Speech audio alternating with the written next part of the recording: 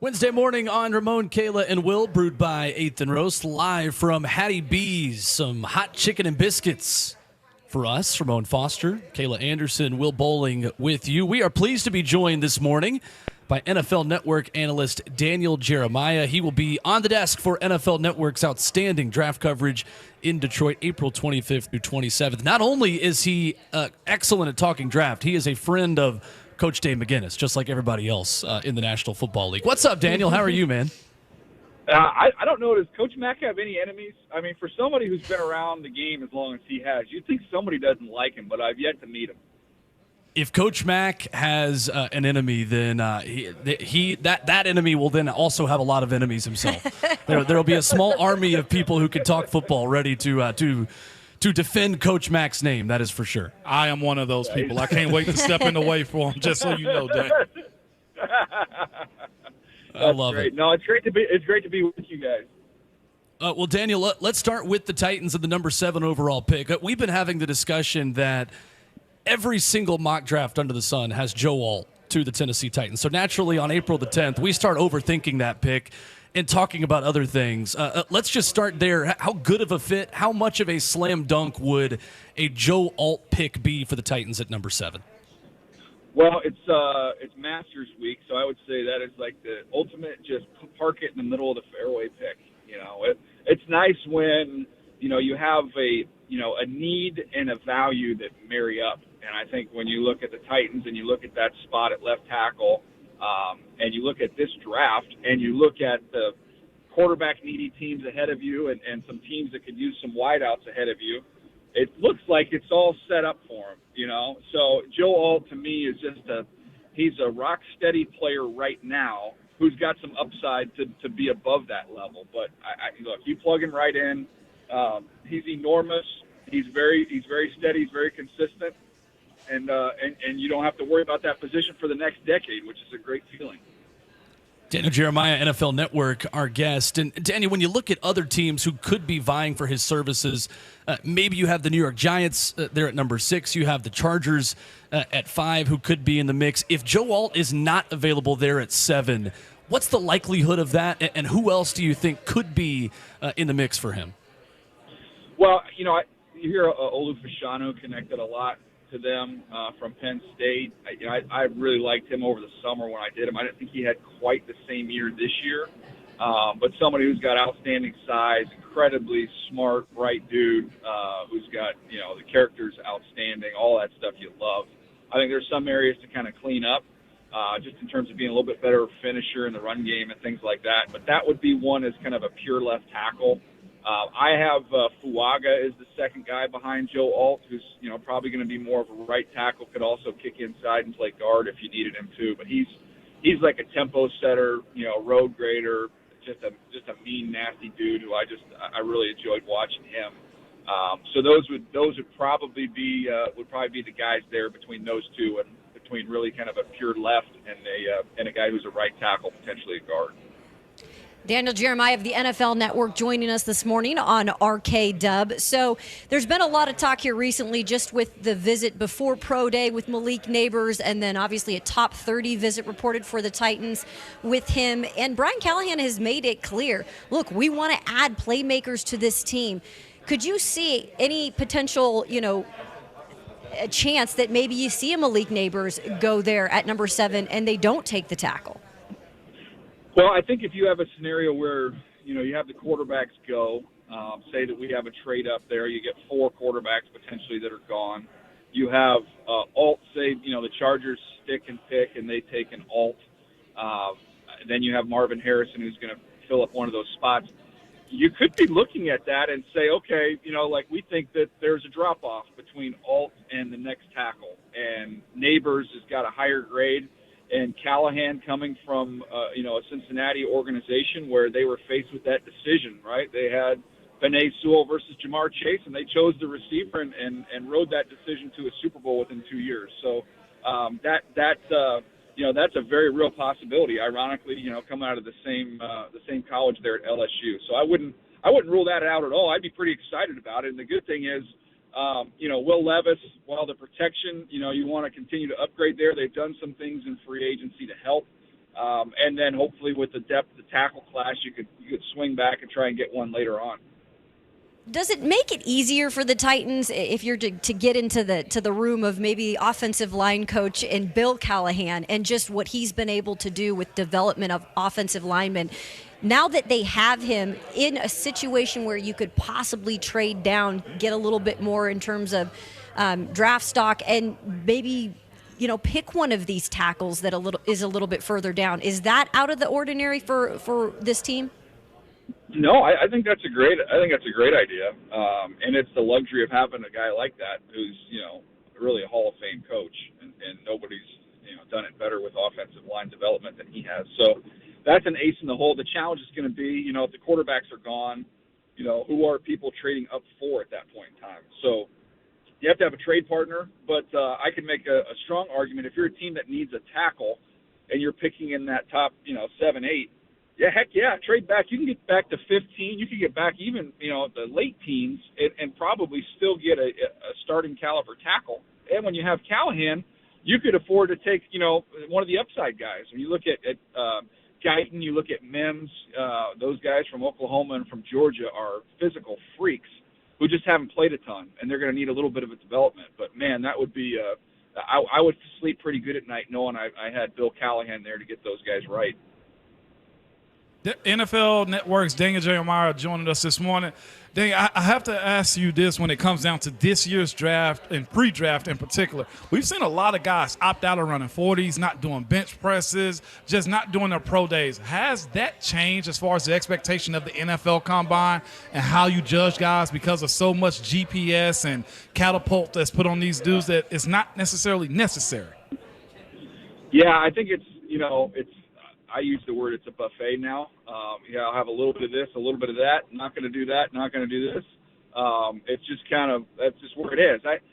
Look, you have to get comfortable with change in any aspect of life, and especially what we're talking about here in terms of the evaluation process. Everybody freaked out when Christian McCaffrey didn't play in the Sun Bowl. Remember that? That was like, oh my gosh, how could you opt out of a bowl game? Didn't impact his draft stock at all. You knew exactly who and what he was. I think each player has their own, their own decision to make. And, like a Marvin Harrison with his track record, you've got all the catapult numbers you referenced, the GPS numbers on his in-game speed, which is legit. He has a long history of production. He worked out at the Pro Day the year before with C.J. Stroud in terms of running routes and catching the ball, so everybody saw him. I don't think that's the right decision for everybody. But I don't think this is the last we'll see of it, and I think for some players, it makes sense, and it's not gonna impact them, and we're gonna see more of it. So that's on the scouts. If you can't figure it out from 3 years of game tape and having all of the in-game data that you have on these players now, the fact that you might not get the 40 that you wanted, hopefully that doesn't have too big of an impact on your evaluation process, because it shouldn't. As far as how deep this class is for certain positions like tackle and even quarterback, it's widely speculated the back end of this year's draft isn't that highly touted. For yourself and people who watch and evaluate this, how do teams still draft late and think they're getting quality guys if it's speculated that they're not that good on the back end of this one? Yeah, this is one of the more shallow drafts that I can remember.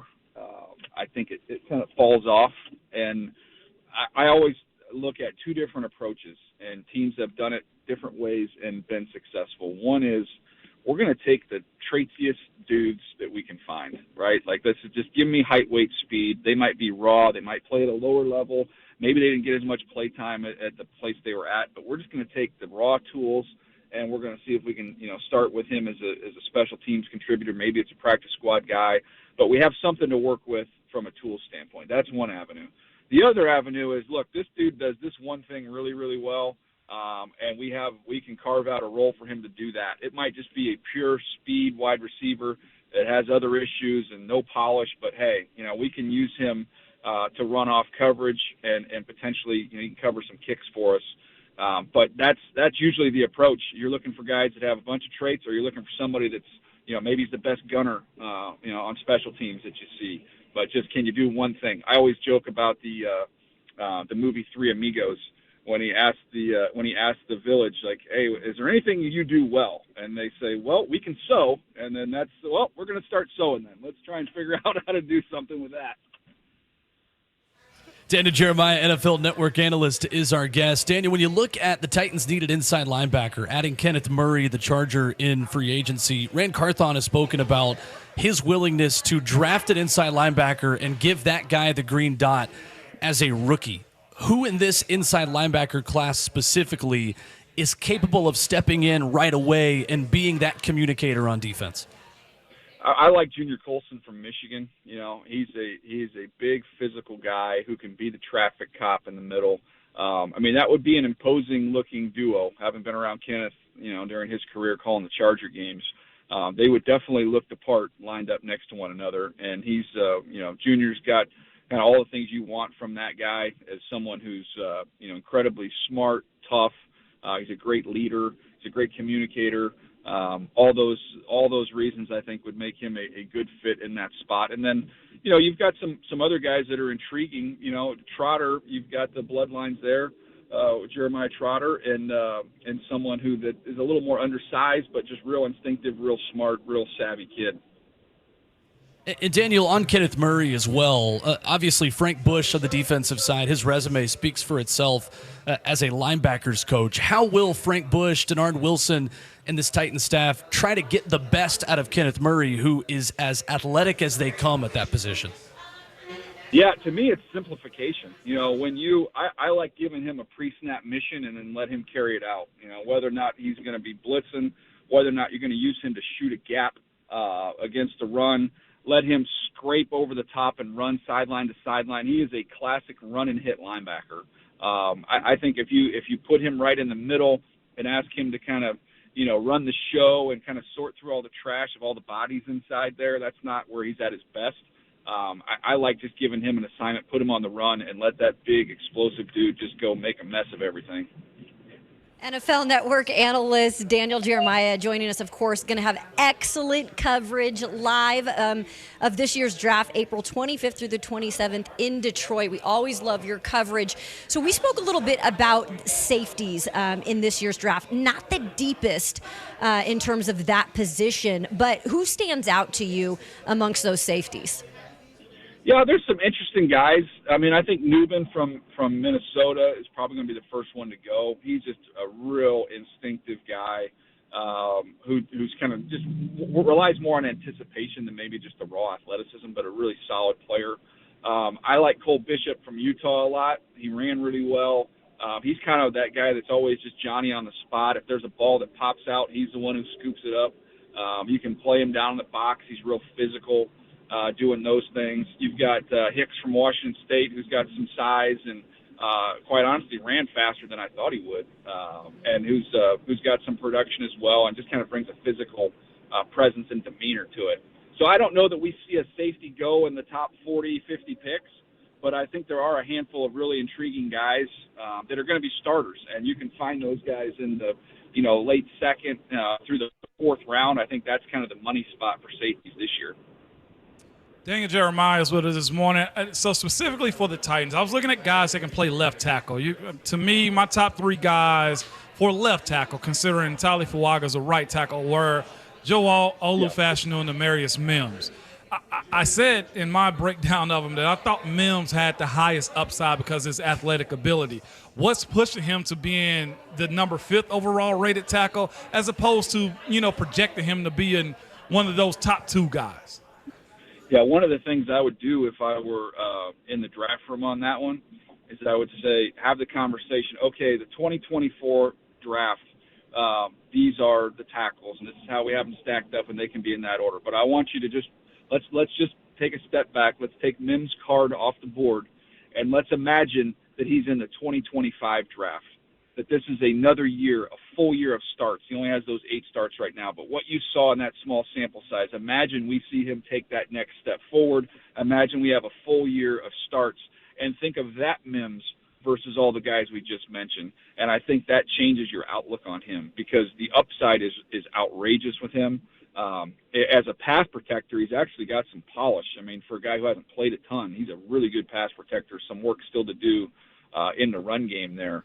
But that's the only limiting factor. You've got the 8 starts, you got hurt at the combine, so it's just a sample size thing. But in terms of ability, if you ask me, what stock of these guys would you want to buy in terms of where they're going to get picked and what they could ultimately be, I think Mims would probably be the best-selling stock out there. Another one of my draft crushes, man, is Tavondre Sweat. Met him at the Senior Bowl. Met you at the Senior Bowl.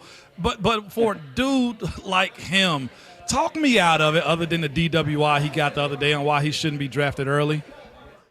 Yeah, I wasn't a huge fan of his game just in terms of how the league has changed, over the years. I thought he was a little bit more of an oozer than somebody who was real, kind of twitched up and explosive. And look, some of this has to do with we all have scars in terms of evaluations.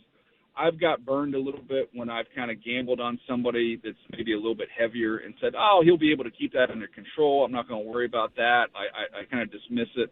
And maybe it's my Mekhi Becton rule that I would like to have that one back as somebody who was really, really talented, but you're going to kind of deal with that stuff a little bit. I just thought from a style standpoint of where the league was going, I don't know that he plays on third downs.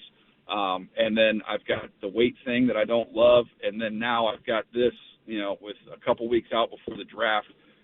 Look, you can talk about, character, however you want to get into that discussion. I'm just talking about, just maturity. That's just an immature decision on his part, which is unfortunate for him, and I think it will have an impact.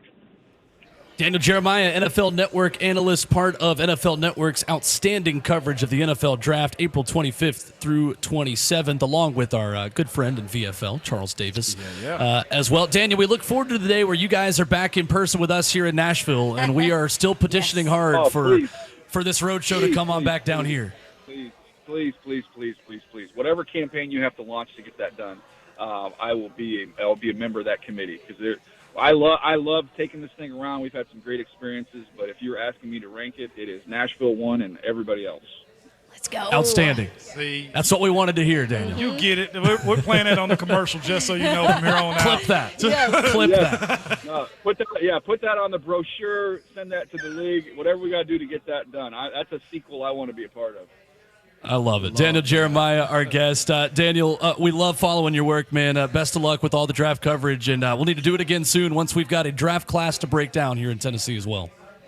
I'm looking forward to it. I'm gonna go watch some Bad Boys highlights to try and get in the mood for this Detroit draft, and then yes. We'll catch up later. I love it. Thanks, Daniel, thanks so much. See you guys. All right, there's Daniel Jeremiah with us. Some outstanding breakdowns there on specific prospects that we have got to get back into tomorrow. But I don't know. I mean, the headline is that Daniel Jeremiah wants us to go ahead and start the campaign and bring the draft back down to Nashville. He knows a good Let's time. go. That Tootsie set was absolutely fantastic that they had. Yeah.